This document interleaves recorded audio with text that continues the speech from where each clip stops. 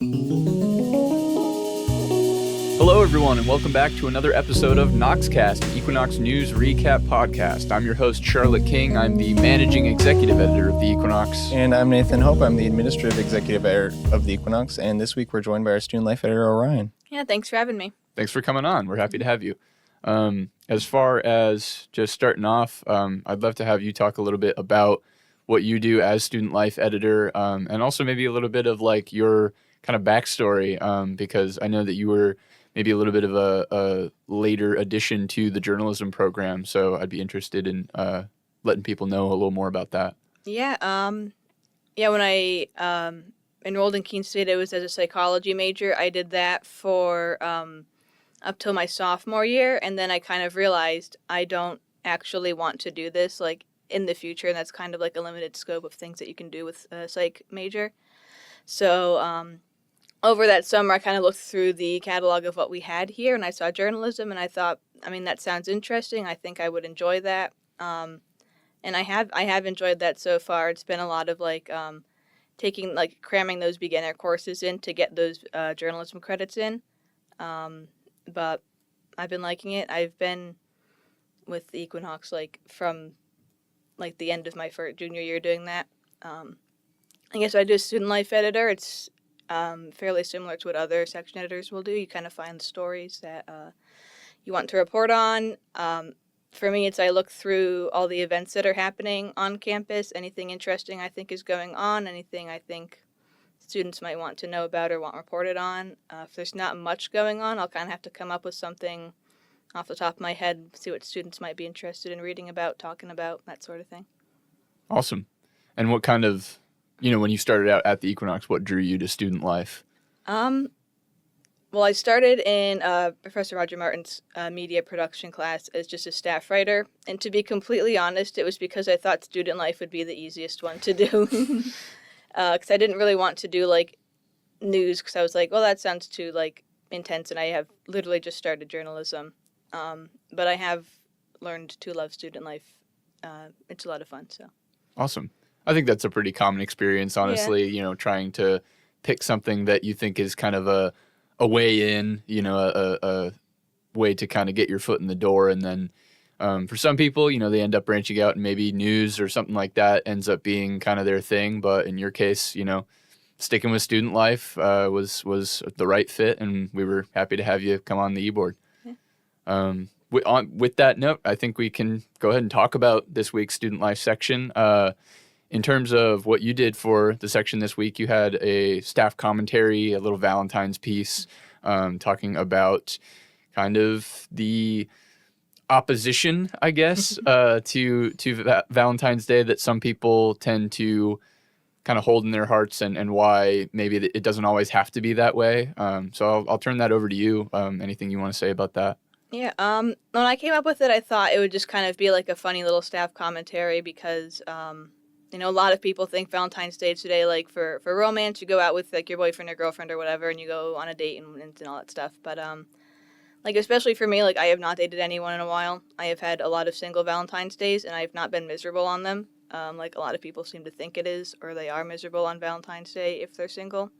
So I thought it's kind of like a funny one, everyone's out going on dates, but what if you're home alone and whatever. But it's also kind of you can still go out and do fun stuff for the holiday if you want.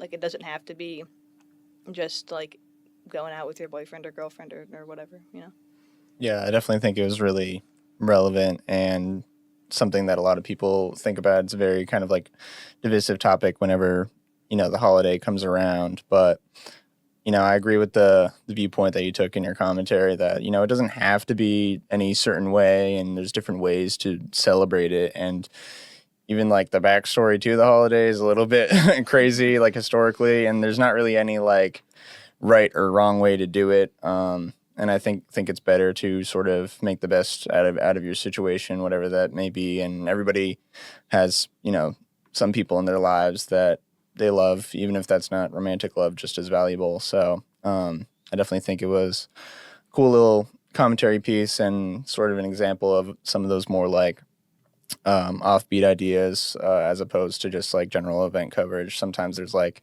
opportunities to come up with like these like fun things on the side, whether it be like staff commentary or more like asking students, what are your thoughts on X thing?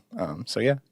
Yeah, I think definitely like with any holiday, we all kind of end up with this cultural idea of what it should be. But I think you kind of ran people through the different beats of like how to maybe blaze your own path a little bit and find love in other aspects of your life. But yeah, I mean, we have fun trying to do different seasonal stuff, holiday things that are relevant to holidays. So this paper came out the day before Valentine's Day, which is also the day that we're recording on. And so, for anybody who's maybe gearing up for that holiday to take place, I think it was a good way to maybe kind of open their mind a little bit to how they can maybe allow themselves to enjoy it a little more than they might otherwise. That also tied into the top story from Student Life this week, which was a little rundown on some of the I liked the headline we did for this, the don'ts and definitely don'ts of Valentine's Day. And I got to say, so this was one of our Student Life stories that Orion is so good at coming up with, where we just kind of talk to students about what they think. And I got to say, there were some really funny answers as far as what people could think of for what they think the worst possible date would be. Just stuff that like you totally wouldn't think of. Like, wasn't one of them like a fish shop? Yeah. Yeah, I don't know. I always find it the most amusing, all the ones where it's like kind of you go out on Appian and sort of ask students what their thoughts are on things. You always get the most like funny and like interesting quotes from people, and you really kind of get a sense of like where people are at on campus, which is like sort of the pinnacle and like really the mission of Student Life. So I think it kind of demonstrates that. And it's also just a fun little piece, the people always like to talk about what's the right way to do things, and it's like, what if we talked about what would be the wrong way of doing this. So I think our staff writer Allie did a great job on that. Yeah, she definitely did. I thought I read through it. I can't remember exactly what everyone was saying in that one because I read it a while ago, but there are definitely a lot of like funny ideas. I like doing stories like that, like more student focused ones where you kind of go out, you ask the students what they think, because it is like student life, so I figure it's good to get everyone's perspective in on, like, even if it's just like a small thing, like what would you think would be like the worst Valentine's Day date to go on, something silly like that. It's good to get it in there, I think. Yeah, and I mean, I think it shows the range of how people on campus are thinking, like where their heads are at, because one person's idea that they might come up with for the worst date is like totally different from somebody else's idea. So being able to kind of showcase that, like, just diversity of thought is fun. But yeah, happy Valentine's Day if you happen to be watching or listening on the day of.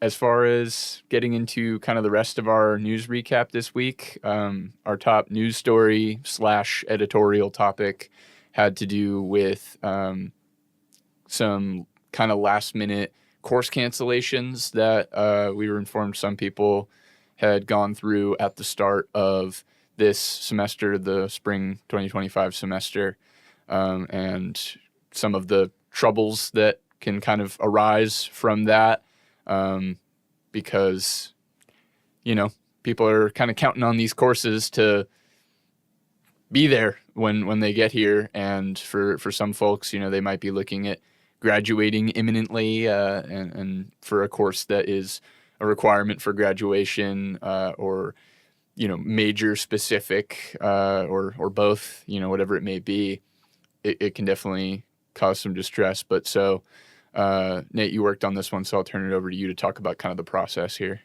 Yeah, I definitely wanted to start off and sort of talk about, we started pursuing this story because we got a submission on our story request form, which is on our website, and I did want to plug that because times like this is where it's like really useful to be like, we don't know personally that this would be going on otherwise. Like, we only know as much as, the people in the newsroom or, our friends experience things. But people that are sort of out of our like general purview, it's not always easy to know that like these are real things that are happening, real difficulties that people are having. So very grateful to sort of get that request. And I had pursued it, as well as Parker Bartlett, one of our senior reporters. He also got really good interview with the provost, Kirsty Sandy, and got a lot of good information from her on the administrative side of things. But I will say about it is that basically the main piece of information that sort of came out of it is that there isn't like a deadline set beforehand where administrators or departments or anything need to notify students like, hey, this course won't be able to run, or anything before that where it's like, hey, this course is at danger of not running. They can basically send these notifications out pretty late in the game. In this case, it was like 5 days or less before classes started, which kind of turns everything upside down for a lot of people who, Charlotte said, are banking on things like this. So what had ended up happening is these students in particular in these cases were able to get independent studies or course equivalent work. There's no one's at danger of not graduating on time. So obviously, that's a good thing. But there's also the question of if some of this like course equivalent work or independent studies can truly make up for the missed curriculum from these courses that they were unable to take. So I think those were the two main things to take away from it. And, this was also the focus of our editorial discussion. So we'll talk about that in a minute. But yeah. I don't know. I think it's just kind of, like, just to repeat, I guess, what I said during the editorial, there should definitely be like some sort of deadline. I feel like it's kind of definitely scary for students if they get that really late in the game, like before the semester starts. And like if they need that to graduate, it can definitely be a hassle to try and piece that together, Yeah, definitely. I think that on one hand, I do want to say that like we can sympathize with the position that administration can be in terms of trying to just keep a lot of moving pieces going. And so, I'm not that surprised that there are instances like this where, things can kind of turn upside down. And I'm glad that in an instance like this, the search was done for substitutions, and the people who experience this, again, hopefully will be just fine in terms of their overall arc of graduation. I think that shows responsibility on the part of people who are administrating all of this, work. But in the long term, this is suggestive of a larger problem. And so I definitely think, the overall consensus that we kind of came to in our discussion was that there should be some kind of policy instituted. There's room to talk about what exactly that would look like, but, pretty much anything would be an improvement over just kind of letting it be what it is, of you find out at some point, so saying, hey, a week beforehand, you have to let them know, or 2 weeks, you have to let them know that the course is at risk of being canceled, something like that, just to kind of try and make sure that the students in question can try to cover their bases, know what's going on, reach out if they have any questions or concerns, which are naturally going to arise from this. So that's sort of the first step of the solution, is to start having that conversation about what kind of policy can be put in place to prevent something like this from happening and causing any kind of concern again. Yeah, and I think the biggest reason why they don't have a policy at the current moment is because it was described by Kirsty Sandy that basically they hold out hope that there will be some late additions into these courses that will make it sustainable for the college to run. So, in this case, under enrollment was the culprit. There was 2 course sections that had 3 students between them in the early childhood ed department. And then in the history department, there was a course with, just 1 student enrolled. So, that's obviously like sort of like a noble reasoning for, wanting these courses to be able to run and sort of holding out hope for that, and maybe some transfer students will come. But, we had talked about in the discussion that it's probably unrealistic to give some of that, like, I guess, like false hope to students. Like if you're enrolled in a course and it's just you for like a month over winter break, course registration time already ended a while ago, and there's only one student in there, it's kind of unlikely that, all of a sudden 6 students will enroll in the course and then it will become sustainable for the college to run. So we thought that sort of it would maybe be good to send something out, after course registration ends that says like, hey, this is at risk of not being able to run. We'll still, make an effort in making it so it can, and seeing if students will join on. But there should still be a concrete thing beforehand, maybe like 2 weeks or beforehand, that would say, hey, we tried, but it's not going to be able to run. And it's really about honesty and transparency on that side of things. So that's kind of where we fell on that scale.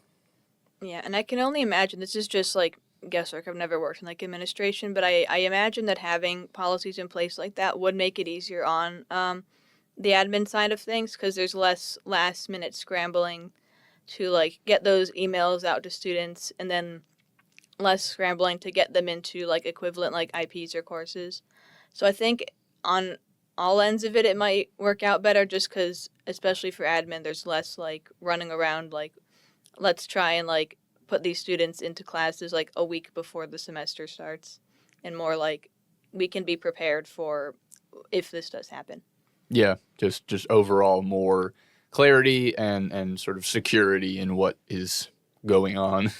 This is a story from NHPR, sourced from the Granite State News Collaborative, talking about some of the reactions from the USNH schools with regards to immigration and customs enforcement, and sort of the talk that has been going on, and in some cases execution of, increased raids, and again, the removal of some of the limitations as to where those raids can take place. So basically, this is a fairly short piece, but it goes over the fact that apparently a memo was released at Keene State advising staff to avoid accepting any sort of warrant for immigration enforcement. And basically, it seems like this is the start of a rollout of a larger set of plans that New Hampshire's public higher ed institutions are enacting to kind of adapt to the time and figure out how they want to handle this issue. So that's definitely something that we're still keeping an eye on. But I thought that this was important to have up front and center in Region and State, just because it's something that's, one, so directly relevant to Keene State, but also, some additional information about something that we had reported on the week prior. Yeah, I think in a case like this, it's kind of, we're almost in a similar position to the university system and administrators, in that things are just so unpredictable now with the Trump administration, and sort of a lot of untreaded water is being dipped into in terms of the extent of some of these orders, and the far-reaching nature, and there's been like legal challenges to a lot of things. But we had obviously done a piece pretty soon after this order was signed, removing the protections for, it said before in immigrations and customs enforcement guidance that you can't perform raids in, schools or churches. But we had also, heard from President Treadwell that the university system was working on this plan and this memo to sort of have a concrete plan of tackling what the raids might look like, and sort of knowing the legal ramifications of those, and what staff and faculty and everybody on campus should know about it. So I think having some sort of swift action like this, and the fact we were able to get an article out about it, just preceding NHPR's piece. I think it was valuable, and a lot of people had eyes on this, waiting to see what actions would be taken. But yeah, it was a really good little piece, and yeah. Yeah, I don't have too much to add to that. I think it's definitely good to get like a plan in place in case these sort of things happen. It's good to get the word out about it so everyone can kind of be up to date on what's going on with it. Definitely. We've already talked about student life, so that brings us to our arts and entertainment top story, which was covering the Punk Prom, which is a recurring event that is kind of just like a very fun, I think it's an opportunity for students to get maybe just a little rowdy, because the spring semester can be tough, man. It can be long and cold, and sometimes, you just feel a little down. I know that I've experienced that. I know other people who have been going through that. But Punk Prom, in my opinion, is kind of just like a little bit of light there. And SAC brought, the Social Activities Council brought Noah Richardson and his band to come perform in the Knock. And yeah, just a really like fun time. It was kind of an indie rock / pop performance with a mix of like originals and covers. But overall, yeah, just a cool music event that always gets people moving. And so I think this was a fun pick for top story, just to kind of highlight something that draws a lot of attention. Yeah. I love basically every time we can get some musicians onto this campus, and especially with this event. Also, great opportunity for photos. Got some really good photos from the performance, and I just think also sort of looping back to our previous discussion about Valentine's Day, they kind of described it as like an anti-Valentine's Day, sort of in that rebellious punk mindset side of things. So I thought that was kind of like a fun little spin on the holiday coming up. But yeah, cool little performance, and obviously Noah Richardson, returning artist, has performed at Keene State before, so good that we're able to, as a campus, build up, a relationship with an artist like that, and they seem to want to come back, so that's good news for us too. Yeah, I mean, I'm always happy to see like something going on that kind of like livens people up, especially during the spring semester, because it's been like so snowy and like freezing out all day every week. So it's like it's good to get people dancing a little bit to music, having a good time. Glad that we can have like a returning musicians, because like I think sometimes they'll be there like playing outside the student center, so I always like walking by if they are doing something. I did want the story for student life, but arts and entertainment stole it. But it's good in there too, because it has the music aspect to it as well. So yeah, sometimes there can definitely be a little bit of a question as to whether something goes in student life or A&E, because they're both very event based. They both tend to be something that brings in a lot of student just engagement and presence. But yeah, we've got the band. But I do think it's cool to always see, returning musicians. I feel like being able to kind of build up that rapport, and hopefully you have an instance where, an artist like Noah Richardson comes back, and students who have maybe seen the band perform on prior occasions say, oh wow, they're having him back. I really, had a fun time last time I went and saw this act. I'd love to go see it again. And then it feels more familiar. It feels a little more, I guess, uniquely Keene State. And so I think there's definitely value that adds to any given performance. Really, really solid sports section from a news perspective this week. We had a lot going on. But so shout out to our sports editor, Jakob, for kind of pulling all this together. It was kind of hard to pick what the top story would end up being, but we landed on some of the broken records that have been occurring in the world of indoor track recently. Just some really like solid showing from the track team, and we wanted to kind of highlight some of the people who have been like on their A game and making a name for themselves by breaking these school records. And even, the head coach, Dan Rourke, described this current team as one of the strongest that Keene State has ever seen, which, is not light praise. Yeah, it seems like track is really kind of becoming one of those booming sports in the collegiate space, at least.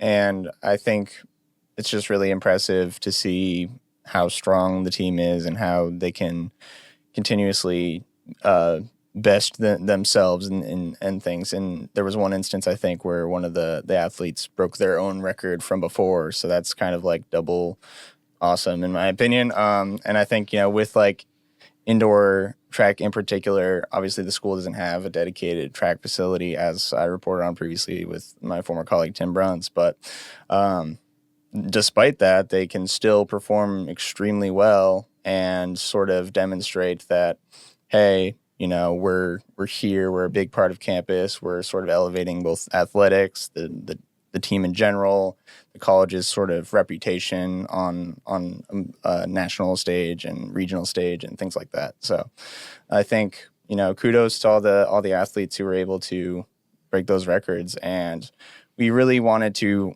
highlight that as the top story, I think, because it's really the most student focused, most athlete focused. And I did want to also shout out Carson Flake, our staff writer, who worked on this. He did a really good job in sort of one of his first, I think, more newsy stories. But besides that, we had a really good piece in the sports section about sports gambling from our staff writer, Elias. And then Jakob, our sports editor, also did a piece about sort of filling sports schedules and what that looks like and taking those things into account. So I would also encourage those listening to check those out as well. Lots of solid stuff. But yeah, again, kudos to the track team. Yeah, again, congrats to the track team. That's very impressive. I've done like outdoor track before in high school, so I know that records in that one, it's like often a matter of like seconds. So it can be very difficult. So it's congratulations. It's very impressive. Especially because we don't have a track facility on campus or like nearby, really, like you said before and like you've reported on. So it's like, I imagine like traveling they have to do to go find an indoor track somewhere else. I don't know too much about the sports world, so I feel like I don't have too much commentary, but it's definitely a very impressive thing to break any record. So yeah, definitely, and definitely I want to echo the shout outs to our sports staff and to Jakob for, again, just packing sports this week. But yeah, great stuff all around. I think that about does it for our news recap. Can't believe it's over already, but yeah, thank you all very much for watching or listening to Noxcast. A reminder that Noxcast is now available on streaming services, including Apple Podcasts, Spotify, Amazon Music, which I forgot to say in the last episode. Sorry to our Amazon listeners. iHeartRadio, and the Podbean app, as well as continuing to be available as ever in video form on YouTube.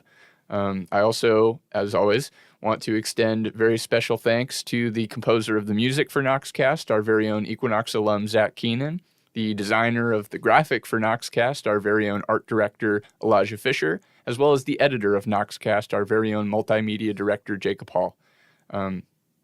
We will be back next week with another news recap. Until then, I've been Charlotte King. And I've been Nathan Hope, and thanks again to Orion for joining us.